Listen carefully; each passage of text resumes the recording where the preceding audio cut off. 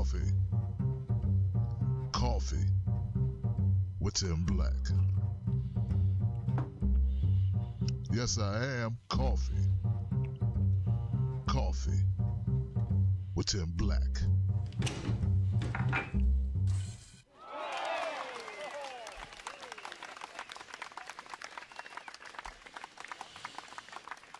All right. Hello, Periscope, Facebook, and my folks on YouTube. Glad to have you here. Welcome to another edition of Coffee with Tim Black. Of course, I'm your host, Tim Black. I hope that you all had a good weekend. I've got a number of stories I want to kick off today's Coffee with Tim Black with. And various stories that I think that are going to be important for you to know what's going on in your world. New York City, Roy Moore, DNC Unity, sexual misconduct, and Roland S. Martin. But I'd like to start with what happened today in the Port Authority of New York City.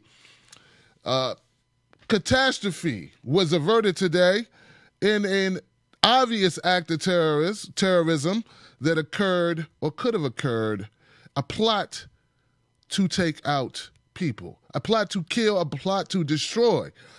A pipe bomb in New York City Port Authority. Would-be suicide bomber tried to create death and destruction during one of the nation's busiest rush hours. This happened Monday morning, attempting to detonate a concealed explosive strapped to his midsection as commuters and tourists poured into New York City.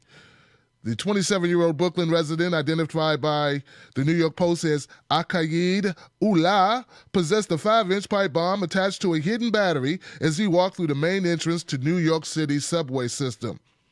And yes, ladies and gentlemen, at this time of day, the subway system and the terminal are packed. This is New York. The reality is that we are a target by many who would like to make a statement against democracy, against freedom, said New York Governor Andrew Cuomo. Ullah's device partially detonated, seriously injuring himself and 3 other individuals. So yes, the pipe bomb, this device that he had created, yes, it did explode. It did detonate, but it did not fully detonate. So hence, terror act that sort of took place and did harm other people. But nowhere near the level, I'm sure, that he was intending for it to harm people. So here we are.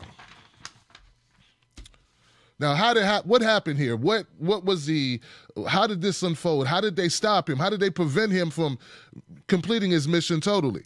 Well, the NYPD admittedly took the man into custody, who they believe was born in Bangladesh and was acting on behalf of the Islamic State. He remains in custody at Bellevue Hospital, where he's being treated for his injuries. Now, here goes a statement here. It says, "I had a panic attack. I couldn't breathe. My stomach started hurting." One witness told the Post, "I'm doing better. I'm just trying to catch a train to go back home to College Point." The FBI's Joint Terrorism Task Force is on the scene, or was on the scene at the time. Ladies and gentlemen, this is real. This is what the terrorists want to do. They want to put us in fear, and we all know that New York City, after 9/11, always remains to be a destination point for terrorism, and that's exactly what occurred today. I would like to give my condolences to those that were hurt. Hope that they have a speedy recovery. And also, I would like to give props to the NYPD and the Port Authority officers, anyone there who averted this, who stopped this from becoming a more devastating situation than what it was. We have to give props where props are due. And it's also important to note that this young man would not have been prevented to come into the country because Bangladesh is not on the list of extreme vetting for, Trump's Muslim or whatever ban that you want to call it, right? They went into effect fully. Okay, so this young man had been in the country several years. Now, I think it's 7 years, okay? So he's not a new arrival. If he was radicalized, think it's pretty safe to say he was radicalized here within the United States. So one of the modes of like contention that we have is that people believe that when we do things like increase the Muslim ban, when we do more scrutiny of people, when we do certain actions across the Middle East, we exasperate and create more terrorist suspects here in the United States who are already here, living here. So, hey, I would love to hear what your conversation, what your discussion, what your suggestions are for averting situations like this. And first of all, can they be averted? Like, can we really expect to stop someone who's been living lawfully in this country from becoming radicalized? I don't know. I'll leave that up to you. Let's have that conversation. All right, on to the next story.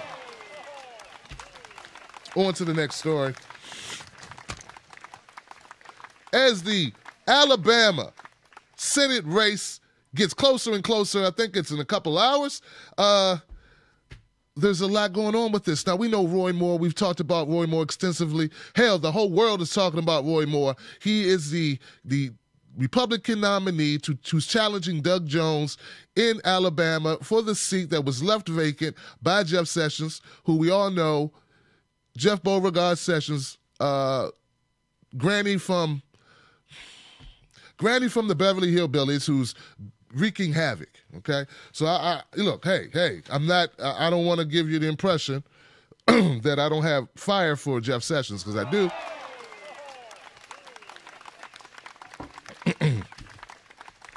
In fact, I think Jeff Sessions should go back to Alabama and this whole thing be over with. Go back, get your seat back, homie. But this is what's going on. Obama did a robocall for Doug Jones to try to stop people or try to influence people not to vote for Roy Moore. There we go. That's right. Obama, who hasn't been very active politically since getting out of the worst job in America.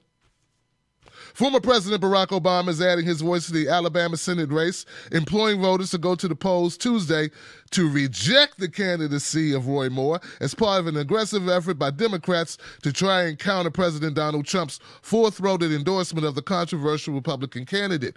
Now, I'm sure there are people who will go, why is Obama sticking his nose in this politics? Why is he doing this? This is unpresidential. Well, Donald Trump did the same thing. He did the same thing, so that's important.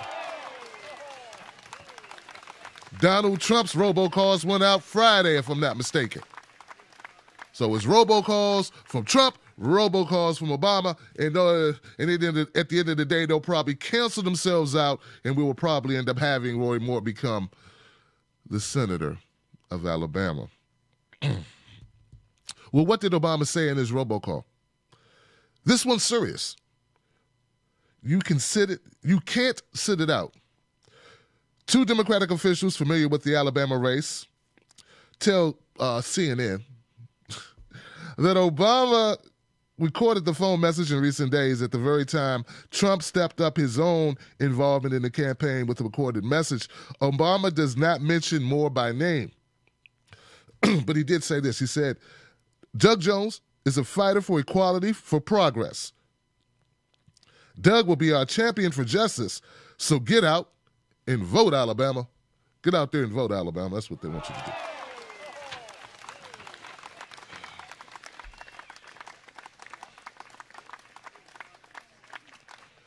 Now, it's no doubt that Obama's message is intended to specifically reach black voters whose turnout is critical for Democratic candidate Jones. It comes on the eve of a special election that has drawn extraordinary national attention, as already stated, and we're already aware that multiple women have accused Moore of pursuing relationships with them when they were teenagers, and he was in his late 30s, so they go back into that in this article.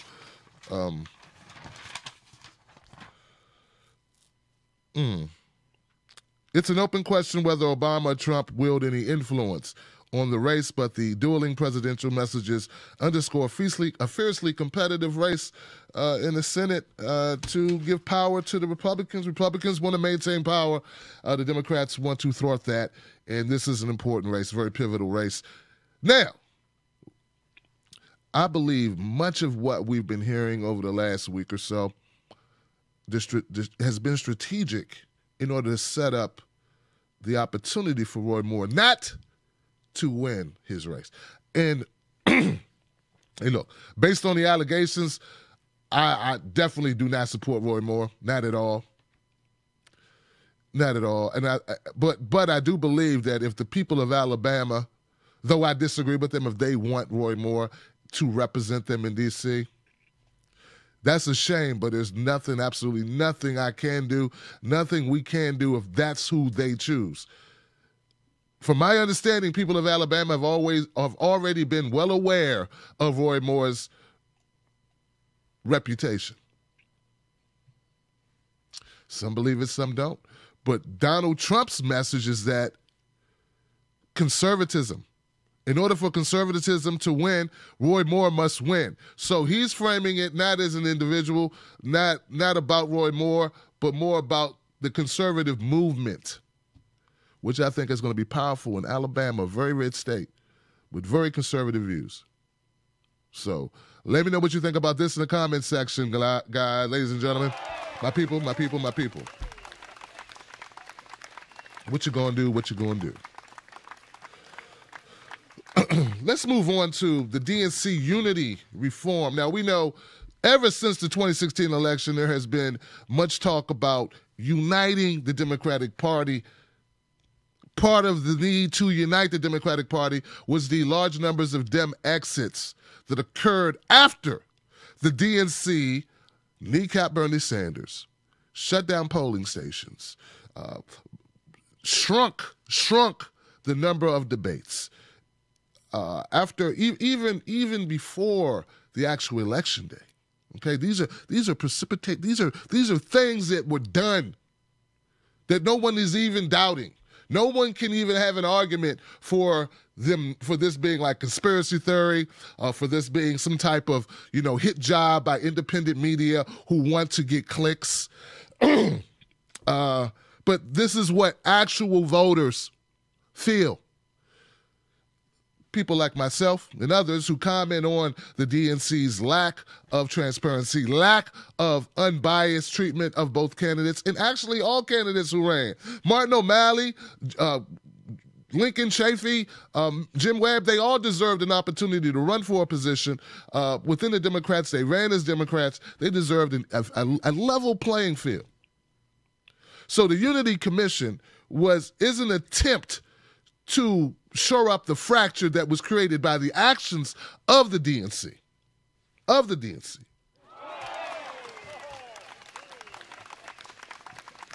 It's not something made up by people like me who are disgruntled. It's something that is felt in the hearts because these people have went and checked. Like I Dem exited, I had to do an action to remove myself from that party and become an independent voter, ladies and gentlemen. That's what I did.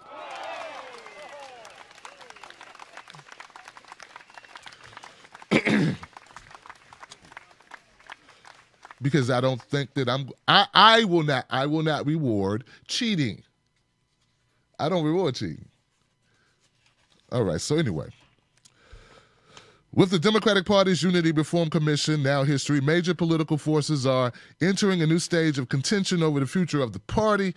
7 months after the commission's first meeting and 9 months after Hillary Clinton's backer Tom Perez won a close election over Bernie Sanders supporter Keith Ellison to become chair of the Democratic National Committee, the battle lines are coming into focus for next year. Okay, so the commission's final meeting, it ended on Saturday. After a few steps forward, and listen, these are some of the things that were agreed to be considered because they still have to go to the ethics panel. So these changes that I'm going to talk about, folks, they're not in stone, okay?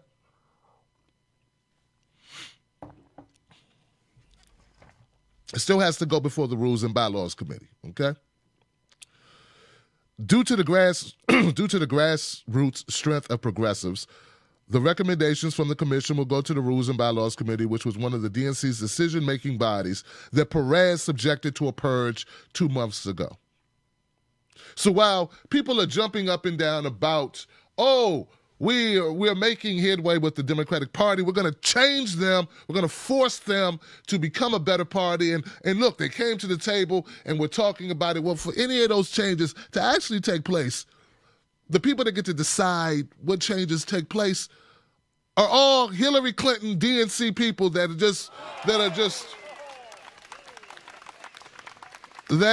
have a vested interest in maintaining the status quo. That's who these people are. Tom Perez purged the progressive wing of the Bylaws Committee. That's what he did. It's not me saying it, it's reality. It's not an opinion, it's what he did. Okay? So, here we go. When the latest Unity Reform Commission meeting got underway, Perez talked a lot about unity, but kicking Sanders supporters off of key DNC committees is the ugly underside of an ongoing dual discourse. Okay? So, I know they talked about getting rid of superdelegates. I know they talked about increasing the number of debates. I know they talked about being more transparent with money allocations, these things. Overall, the commission approved some recommendations that were partial victories for progressives. Among the most notable, it called for reducing the number of notorious undemocratic superdelegates to the National Convention from 712 to about 300. And that's good. Good. Give it, it's good.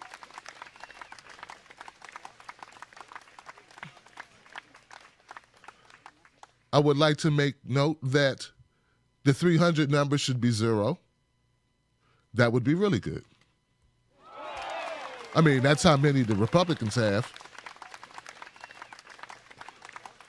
You know, when people make the argument that the Democratic Party is an undemocratic party, they're not just pulling that out of their butts. You know, I watched the video of Nomiki Konst, and she was berating people who criticized her interview with Donna Brazile, which should be happening very soon for me, and you best believe my interview will be very different than Nomiki's interview. That's if Donna Brazile is a woman of her word, that is. I guarantee that. It will not be a puff piece. It will not be the equivalent of hoisting Donna Brazile on my shoulders and carrying her around the room, helping her clean up her image. You better know that, Nomiki. And you better know that too, Donna, because that's not how we're going to roll. But I watched the video where Nomiki spent 20-something minutes explaining why everyone needs to get back into the Democratic Party.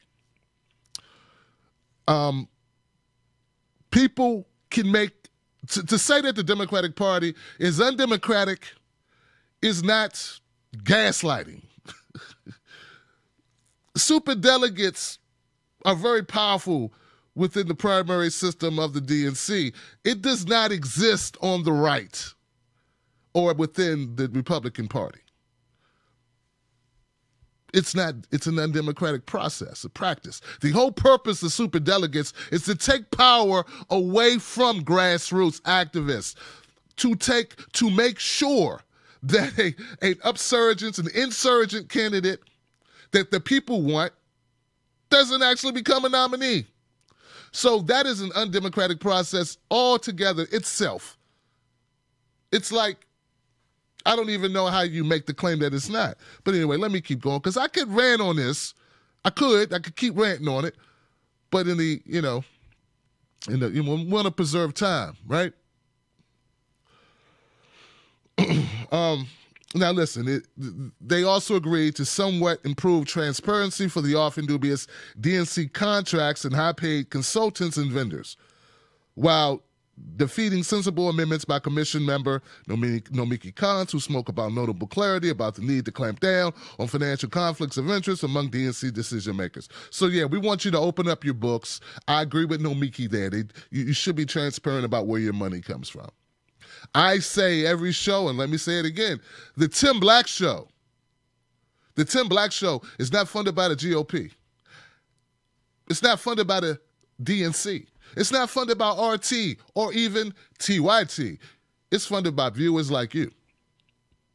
If you want something to be independent, you have to fund it. Sorry, that's just how it works. We have to do it. Not just you, but lots of yous. Lots of me's. Lots of us. That's what we have to do. So that's important, and it's important for us to know where the money comes from because, Lord behold, money matters in politics. Money matters in programming. Money matters. So anyway, let me continue. The 8 Sanders appointees, Kantz, Zogby, Larry Cohen, Lucy Flores, Jane Cleave, Gus Newport, Nina Turner, and Jeff Weaver, put up a good fight as members of the Unity Reform Commission. They were outnumbered and on key issues were often outvoted by the 13 who'd been selected by Clinton or Perez. Next year, the odds to overcome will be much worse. With the Purge Rules and Bylaws Committee now overwhelmingly stacked against progressives, only massive pressure from the grassroots will be able to sustain momentum toward a Democratic Party or a truly Democratic Party. Meanwhile, corporate forces will do all they can to prevent the Democratic Party from living up to its name. Rewind yourselves to the billionaire jackass, the guy with no neck. I know I don't have too long a neck, but this guy had no neck. His chin, chest. He was on an MSNBC show, and he said, it could have been CNN, he said, if the Democratic Party chastises rich people again, I'm pulling support. I'm pulling my support, and all my billionaire friends are going to do the same thing. That is the level of control they have, and it was never before made so plain. Corporate interests in the Democratic Party run that party. These are just facts. You know, you can. He went on national TV and he said what has never been said before, which is the reality of what runs the DNC. So anyway, we'll see what happens. We'll see what actually comes to fruition. We'll see. But at the end of the day, I believe, unless you have a truly democratic process, a truly Democratic Party that takes into account the grassroots, the momentum of the grassroots, the will of the grassroots, which are just people. Grassroots equal people. People who care enough to get off their butts and do stuff. That's the most important element of any party, any organization, any cause, anything. All right, so if those people aren't happy, you don't have a party unless those people are happy. What you have is a circle jerk of corporate interest trying to get their will done. So that's what I think. All right.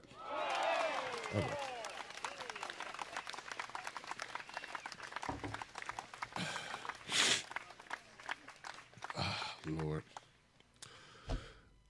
The sexual allegations that we've all been privy to, we've heard from Al Franken to John Conyers to Roy Moore to Harvey Weinstein to Russell Simmons to the guy who grabbed Terry Crews to, I mean, it's just a plethora. Louis C.K., just a plethora, a bombardment, a smorgasbord, a trough of sexual misconduct allegations that have been flurrying around. Well, something new happened that I want to enlighten you to, because I didn't know this sector. I guess all sectors could be subjected to this. The food sector. The food sector. Mario Batali, the cooking guy, the jovial chef, award-winning chef, notable chef, accused of sexual misconduct, asked to step away from The Chew, which is a show he founded, a show that he hosts. What does it say here? Mario Batali has stated that he will step away from the day-to-day operations of his restaurant empire. Oh, that's not even the show. That's his restaurant? He's going to step away from his own restaurant group? Jesus. Okay, so he's going to step away. I didn't even know there were allegations. What level have the allegations reached? must be at a fever pitch. The volume is turned all the way up for him to do this. Now, ABC has confirmed that he has been asked to leave the Chew for the time being. The celebrity chef, 57, has been accused by 4 women of inappropriate behavior in the workplace and elsewhere, including grabbing and groping 3 of his female employees, even grabbing a fellow chef who approached him at a New Orleans wine auction 10 years ago. Good gracious. All right. The 4 women have declined to reveal their names, but the latter accuser claimed that Batali groped her breasts after she spilled wine on her chest while saying something to the effect of, "Let me help you with that."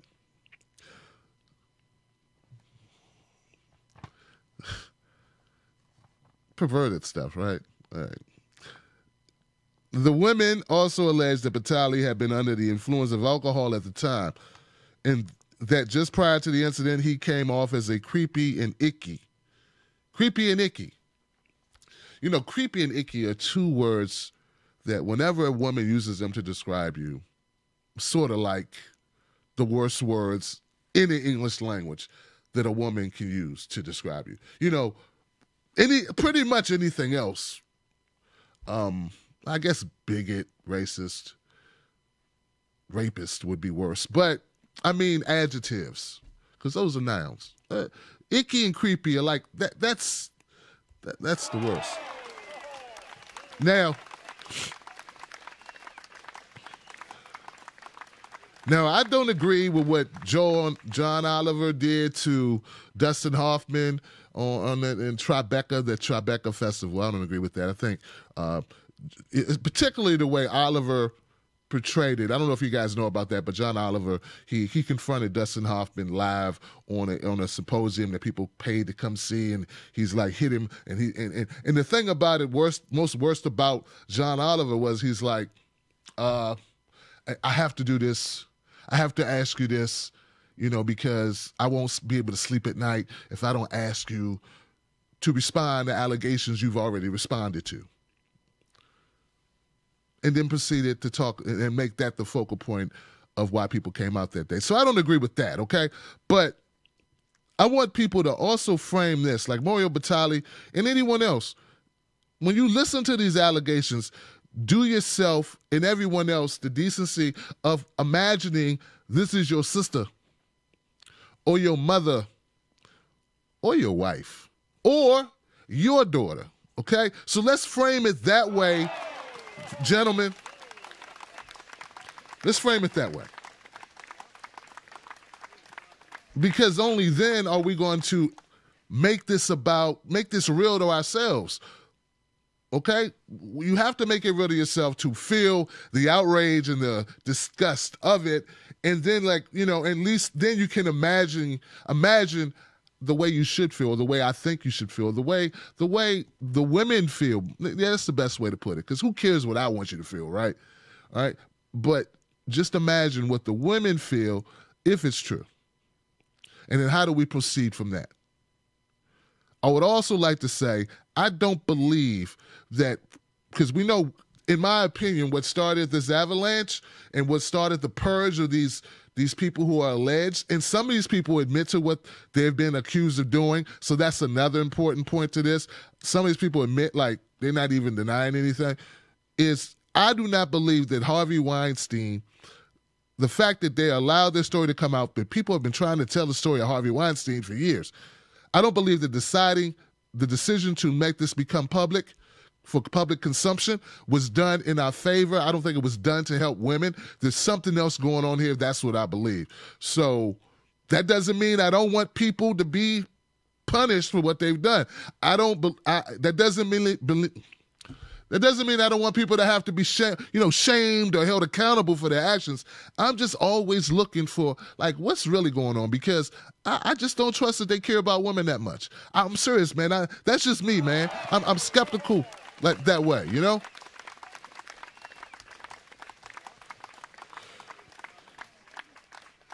That's just that's just me. Send your hate mail, your love mail to tim@timblackTV.com. I'm sure that little segment will get enough of it.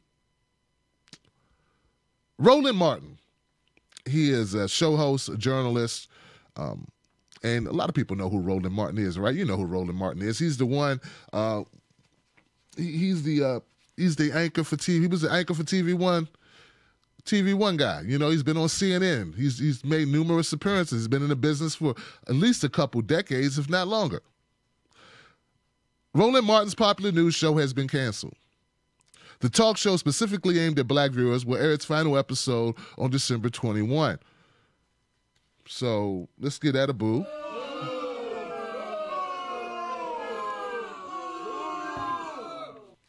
Roland Martin's News One now. It stands alone as the only early morning political news talk show aimed specifically at black viewers is being canceled later this month. Martin, a prolific social media user, prolific. I know it's prolific.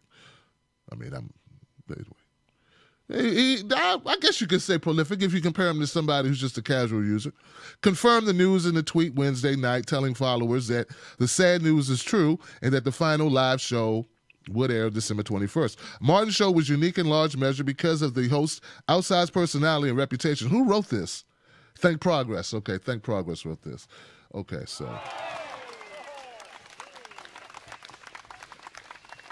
I think Roland was good at his job, okay? Roland was good at his job. Whether you agree with his job at all times, he's good at his job, okay? Well-researched, and if he wanted to go after you, he would go after you. So let's all give him that credit. He deserves that credit. The show's following among black viewers never mounted a competitive threat in a ratings game against the more popular morning shows, as MSNBC's Morning Joe and long-established network rating behemoths like NBC's Today, CBS in the Morning, This Morning, and ABC's Good Morning America. In a memo issued to staff this week, TV One's interim general manager, Michelle Rice, said budget constraints had forced the program's termination. After 4 years of award-winning programming and distinguished service to our viewers, as the only black daily newscast on television, the network has made the difficult decision to suspend the production of News One now as a daily morning news show.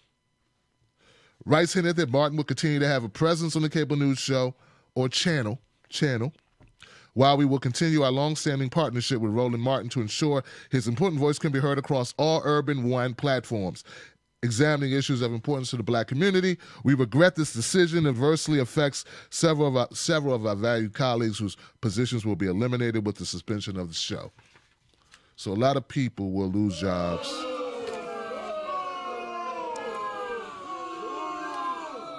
Now, it says here, Think Progress reached out to Roland Martin for a comment. Martin declined to comment about the show's closing, pointing to his appearance on Thursday morning's show in his social media comments and noting it was all he cared to say at the moment. According to reports published by the New York Post page 6 column, Martin and his staff were surprised by the decision. They called a meeting on Wednesday and told the staff they were canceling the show. They are having significant financial problems and they have to scale back. There were lots of tears. The staff was completely caught off guard. All right.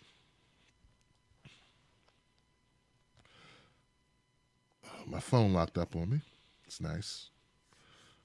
All right, so I like to give my thoughts about Roland and about News One now.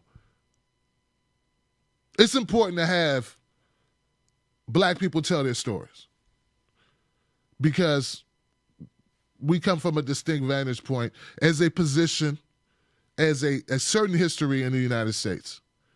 We have a certain experience that is maybe different from my friends Lee Camp. I can name a great many people. Jimmy Dore.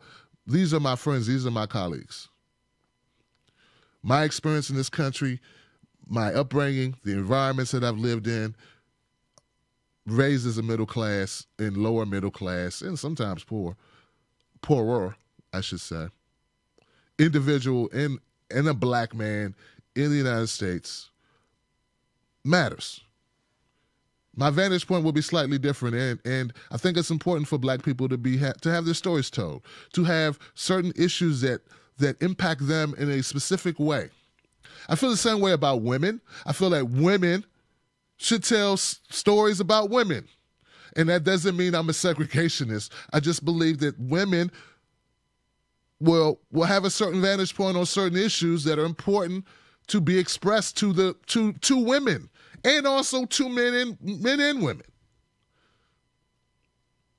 I know a lot of things, but I don't know what it's like to have female body parts, and I don't know what it's like, to have their life experience. I think it's a shame, it's a travesty that News One now is being canceled, but I also think it's a travesty not to take your mission in your own hands. It's hard to do your own thing. It's hard to be independent and have your voice, and no one be able to shut you down, and you don't have to depend, and you don't get the memo at the 12th hour. You got to go on the air as Roland Martin did. I don't think that's fair. I don't think it's right, but I think it's reality, and I think you have to do everything in your power to make sure that doesn't happen. So, one point, yes, we need black shows. We need black news. We need black vantage point on certain issues for a black audience, so that they can know that they're being heard, and so that they can have that opportunity, as well as women, Latinos. There's just some things that need to be told that way. But I also believe in ownership. I believe to be independent, you must truly be independent. I've looked at the governing body, the managing body of the Urban One, that owns TV One. I've looked at these people, and it's mostly white. So there's a difference, ladies and gentlemen, between black targeted media and black media. Just a difference. Come on, man. Just a difference.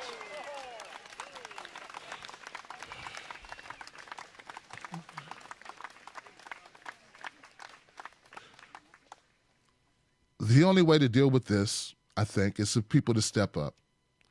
Create content from that vantage point that speaks to that demographic in a special way, in a way that is personal, that shows your relationship and your knowledge of the environment and of the issues and of the psyches generally, because not all people, of course, not all black people think the same. Not all women think the same. Not all women, we know this, right? But I think it's important. I think it's genuine. I think it's something that's needed. So I won't say, it took me 5 years to build this platform that you're watching this on, to become 100,000 strong, to be able to reach, create interviews, have interviews with notable people, all these things. Okay, so it took me, you have to build that.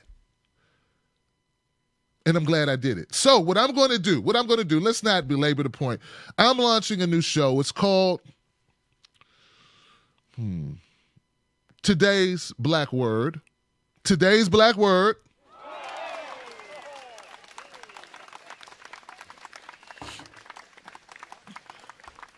This will not be changing any of the current programming that you see. Coffee with Tim Black, the Tim Black at Night show still will continue. No Sellout still will continue. I'm going to add more to my plate. I'm going to add more to my plate because I feel it's important for all the reasons I just laid out to you. I think it's what you need to do instead of be upset, complain. If you have the ability, if you have the resources, and I have the resources, they're not fancy, but I have the resources, so why not step up and get that done? So today's Black Word will stream live, just like this show you just watched stream live at 6 p.m. Eastern Standard Time, Monday through Friday, just like all the other shows. I think you got to put your money where your mouth is. I think you got to put your butt in your elbow grease in your work where your mouth is and where the people need it to be. And if the people need an outlet that focuses specifically on these black issues, then they should have it. And who's better to do it than independent media who are already in this space, who've already developed a following. So that's what I'm going to do, guys. I hope that you join me. And